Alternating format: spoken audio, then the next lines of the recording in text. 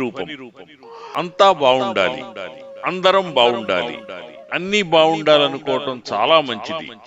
అలా అనుకోవాలని చాలా మంది పరిశోధకులు, మనస్తత్వ నిపుణులు చెబుతున్నారు. ఏడుపు ముఖం పెట్టకుండా ముఖాన చిరునవ్వు పులుముకోండి అని చెబుతున్నారు. నవ్వితే వందలు వేల ప్రయోజనాలు ఉన్నాయంటున్నారు. కలలతో కాలం గడపండి, ఎంత పెద్ద కలైనా కనండి, మీరు అనుకున్నది సాధించండి అని ఎందరో నిపుణులు చెప్తున్నారు. సానుకూలమైన ఆలోచన లేకపోతే జీవితంలో ఏమీ సాధించలేమని చెప్తున్నారు. రామాయణం తీసుకుంటే అందులో ఎన్నో కష్టాలు, బాధలు ఉన్నాయి. రసవత్తరమైన సంఘటనలు ఉన్నాయి. అద్భుతమైన దివ్య జీవన సౌందర్య చిత్రణలున్నాయి. క్షణ క్షణం ఉత్కంఠ కలిగించే గొప్ప నాటకీయ సన్నివేశాలున్నాయి. శ్రీరాముడు లక్ష్మణుడికి ఎక్కువ బోధలు చెయ్యలేదు, ప్రతిదీ చేసి చూపించాడు. లక్ష్మణుడు చూసి నేర్చుకున్నాడు, సీత తెలుసుకుంది, అన్నదమ్ములు తెలుసుకున్నారు, తండ్రి గ్రహించాడు.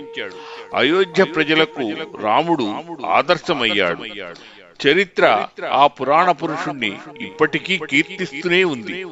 ఆచరణలో లేని జ్ఞానం బోర్లించిన కొండ మీద కురిసిన కుంభవృష్టి లాంటిది.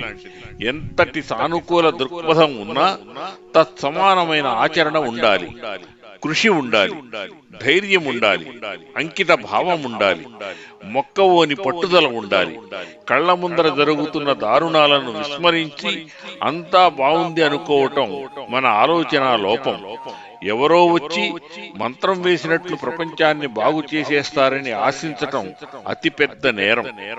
ప్రకృతిని సర్వ విధాలా నాశనం చేసి కృత్రిమంగా మళ్లీ ప్రకృతిని నిర్మించాలని ప్రణాళికలు రూపుదిద్దటం ఘోరం. కలుషితమైపోతున్న నదిని శుభ్రపరచటమే నదికి మనమిచ్చే గొప్ప హారతి.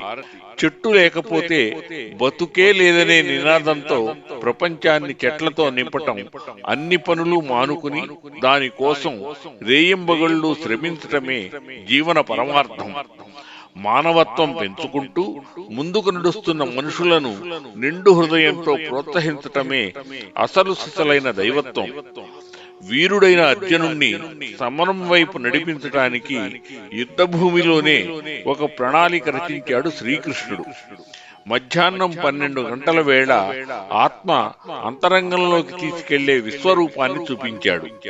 అర్జునుడి భయాన్ని ముక్కలు ముక్కలు చేశాడు.